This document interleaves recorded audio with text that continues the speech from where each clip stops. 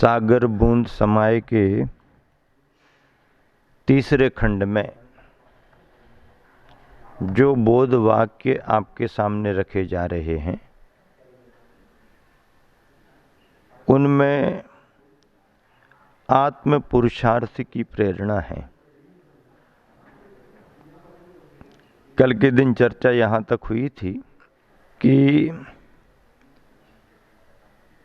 सही रूप की प्राप्ति किसी को तब तक नहीं होती जब तक अपने स्वरूप की पहचान नहीं होती।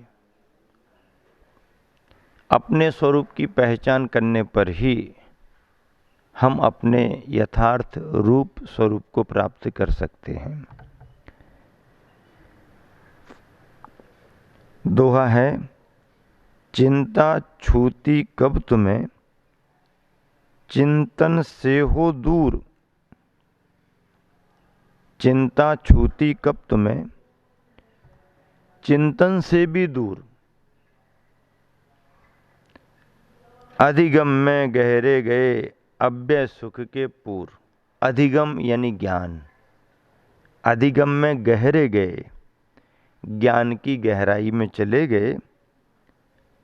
अव्यय सुख के से पूर, ऐसे सुख से भरपूर आप हो जो अव्यय यानी व्यय से रहित है।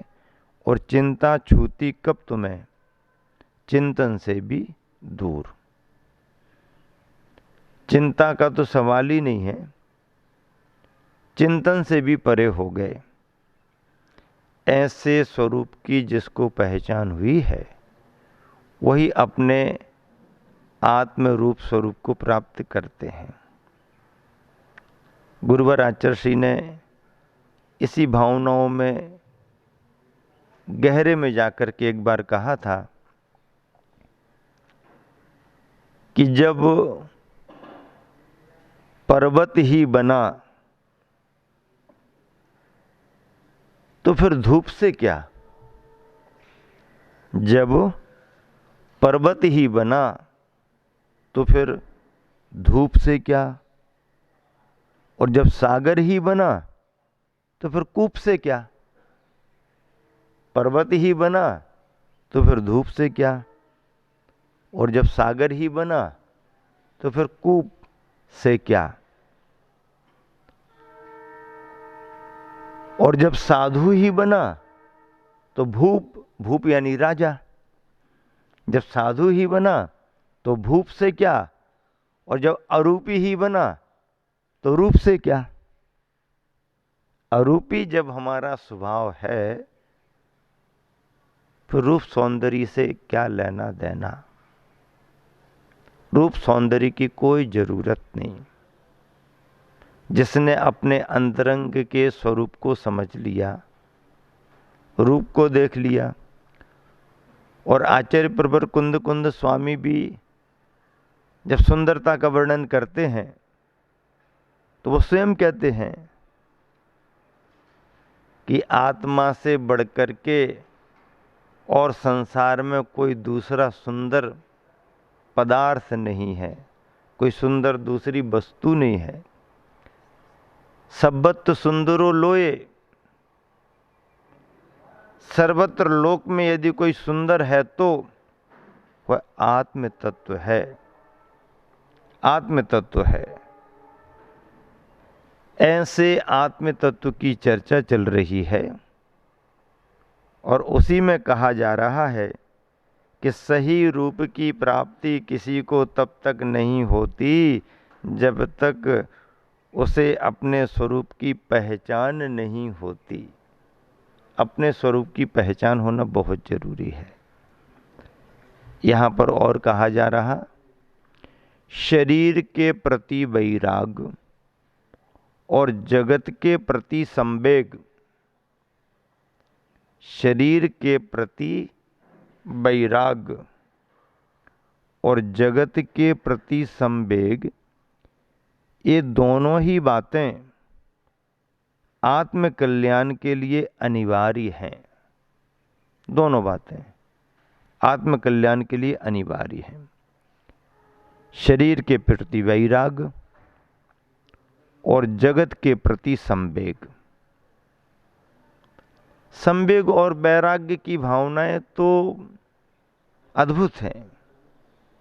आचार्य उमा स्वामी महाराज ने तत्वार्थ सूत्र में सूत्र लिखा है, जगत काय स्वभाव व संवेग वैराग्यार्थम। संवेग और वैराग्य को यदि आपको बढ़ाना है, क्या बीसी जैन,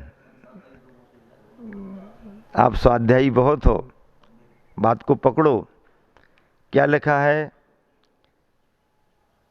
यदि आपको संवेग और वैराग्य के भाव को बढ़ाना है तो जगत और काय के स्वभाव को समझना ही पड़ेगा। जगत काय स्वभाव, जगत का स्वभाव और काय का स्वभाव, जगत का स्वभाव और काय का स्वभाव।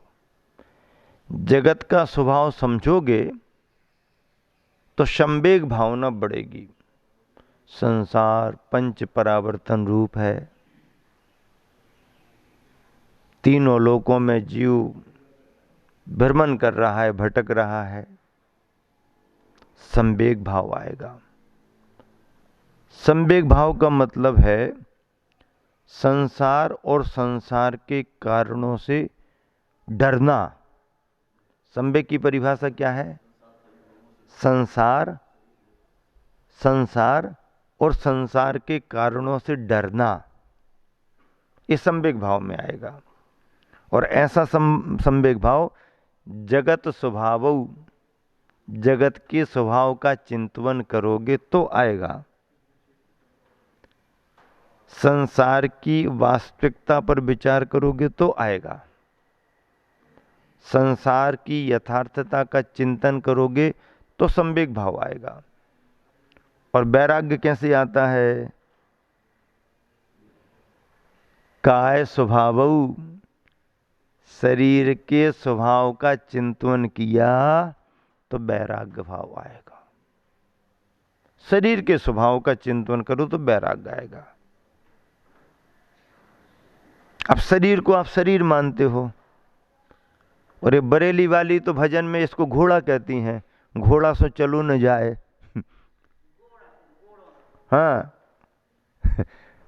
घोड़ा वाला भी तो कहते हो, भजन में सुनाते हैं, इतना खिलाया, इतना पिलाया, इतना किया, इतना किया, ये किया, वो किया, और कुछ नहीं।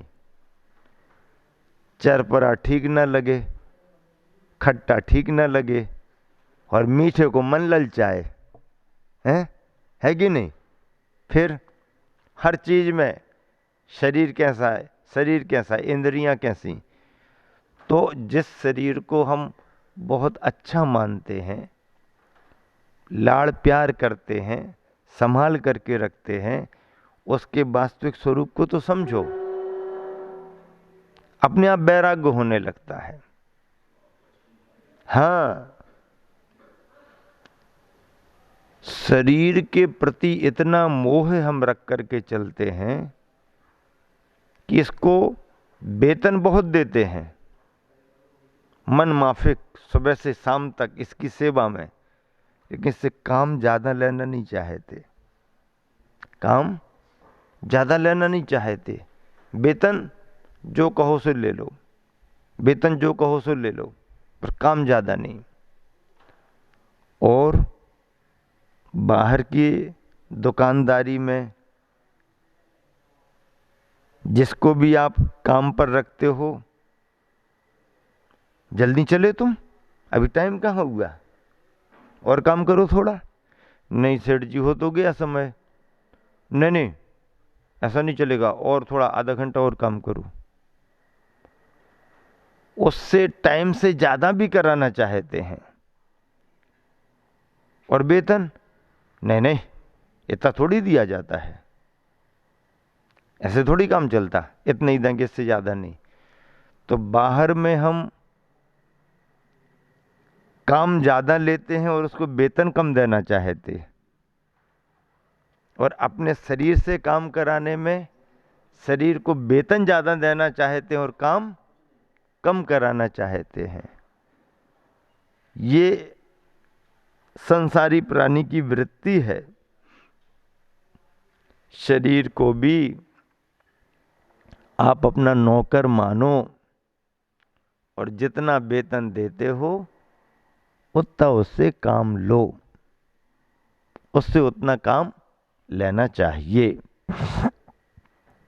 तो इस तरह से जगत काय स्वभावो व संवेग वैराग्यार्थम का मतलब यह है कि संसार के स्वरूप का विचार करें। संसार चार गतिमय है, चारों गतियों में सुख है कि नहीं विचार करो, दुख है तो दुख का विचार करो, अपने आप संवेग भाव बढ़ेगा। और शरीर की असुचिता पर, उसके स्वभाव पर चिंतन करेंगे तो वैराग्य के भाव आते हैं, मोह घटता है, ज्ञान का भाव बढ़ता है। तो गुरुवर आचार्य श्री कह रहे हैं कि शरीर के प्रति वैराग और जगत के प्रति संवेग, ये दोनों ही बातें आत्म कल्याण के लिए अनिवार्य हैं, कंपलसरी, अनिवार्य। संवेग और वैराग ये तो साधना मार्ग की मूल पूंजी है। इसके बिना दृढ़ता और स्थिरता आती नहीं। अगला बोध वाक्य है, आत्मबोध के होने पर संयम कभी बोझ नहीं लग सकता। आत्मबोध के होने पर, क्या होने पर? आत्मबोध के होने पर संयम कभी बोझ नहीं लग सकता।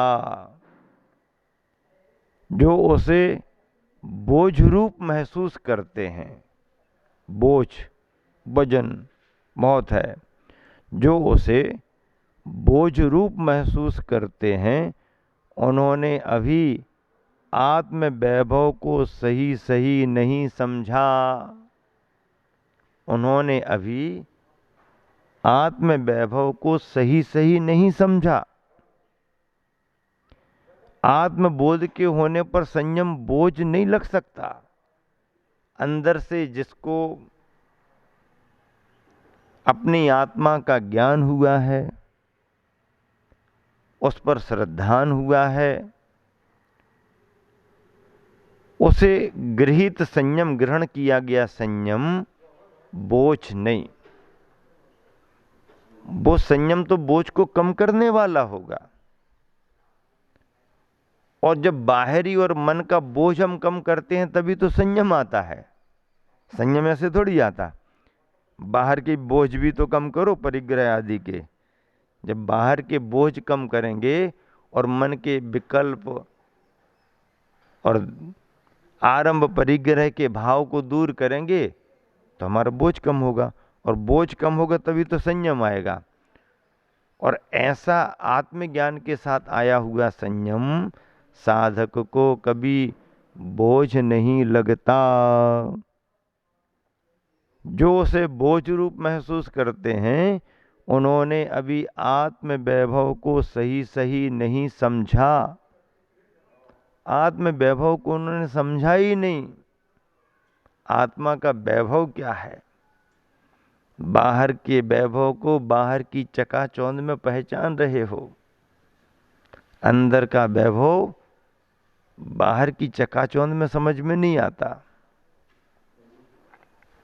बाहर की लाइटों में बाहर की जगमगाहट हो सकती है, अंदर की जगमगाहट बाहर की लाइटों से नहीं होती।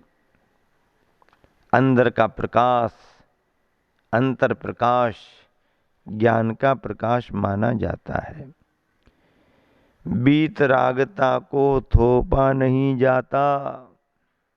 थोपना जानते हैं? थोपना, थोप दिया नहीं। वीतरागता को थोपा नहीं जाता, उसे तो अपने अंदर जागृत किया जा सकता है। संसार से कितना बचोगे, क्या क्या बचाओगे, कितना बचाओगे? अपने को बचो, अपना बचना। दुनिया से क्या बचना, कितना बचना? दुनिया से हट तो सकते नहीं। ऐसा भी नहीं कि हम कहीं पहुंच जाएं और वहां दुनिया ना रहे। नहीं नहीं, हम ऐसी जगह चले जाएंगे जहां कुछ भी नहीं होगा, जहां राग द्वेष नहीं होगा। ऐसी कोई जगह नहीं मिलेगी तुमको जहां पर गेय पदार्थ ना हो, जहां पर सामग्री ना हो।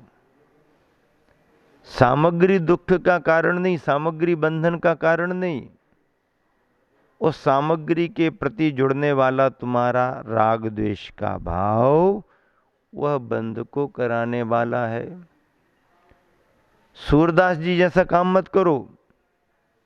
अरे ये सब दिखता है तो राग द्वेष होता है, ये सब दिखता है तो राग द्वेष होता है, ये सब दिखता है तो राग द्वेष होता है। राग द्वेष ना हो, देखे ना, इसके लिए क्या करो? आंखें फोड़ लो। आंखें फोड़ लेने से राग द्वेष खत्म होने लगे तो फिर तो मोक्ष मार्ग और वीतरागता बहुत आसान हो जाएगी। नहीं, राग द्वेष आंखें फोड़ने से खत्म नहीं होते। राग द्वेष तो साधना करो तो आंखें खुली रहने पर भी खत्म हो सकते हैं। राग द्वेष कम करना तो ज्ञान पर आधारित है, साधना पर आधारित है। और यदि ज्ञान और साधना नहीं है तो चाहे आंखें खुली हों चाहे बंद हों, राग द्वेष के परिणाम से बंद होता ही रहता है। वीतरागता को पाने के लिए हमें इंद्रियों को बाधक नहीं मानना, बल्कि ग्रहण करने का जो हमारा राग भाव है उसे बाधक मानना। और राग द्वेष के भाव से जो ऊपर उठ जाता है वह वीतरागता को पा लेता है। हम सब, आप सभी उसी वीतरागता का निरंतर अनुभव करें, सभी जन उस वीतरागता को प्राप्त हों। इसी शुभ भावना से विराम देता हूँ। महावीर भगवान की।